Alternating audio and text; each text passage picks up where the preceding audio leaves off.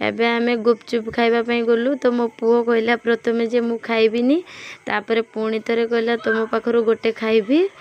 देखो मु दुकानी भाई की कहली जे 10 टंकार खाइबी से तांकर कहले 10 टंकार तुम खाइबो देखि तापरे खाऊ खाऊ 20 टंकार मु खाइदेली। देखि दुकानी भाई हसी के कहउचंती जे तुम परा कहितलो 10 टंकार खाइबो केते टंकार खाइलणी।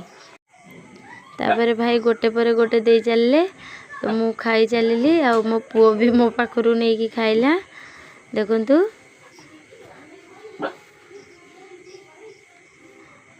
तापर मो पुओ कहूची मते गोटे टमाटो सॉस दे की दियो मते बहुत राग होईची। तापर से दुकानी भाई भी बहुत खुशी रे भी देले।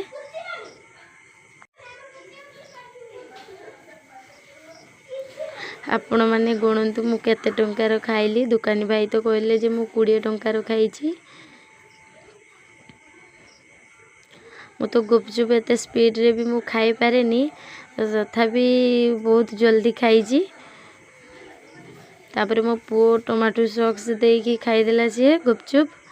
तापर एबे आमे गलु मक्का सिजा नबो मो पुओ कहले जे मु मक्का सिजा खाइमी। तो तापर आमे आसिलु तांको पचारिलु जे गुटिका मक्का केते ना कहले 50 टंका। तो तापर से कहले जो दुनार देबे 30 टंका और 20 टंका। तो आपण माननकु भी भलो लागे कि मक्का खाइबा पई।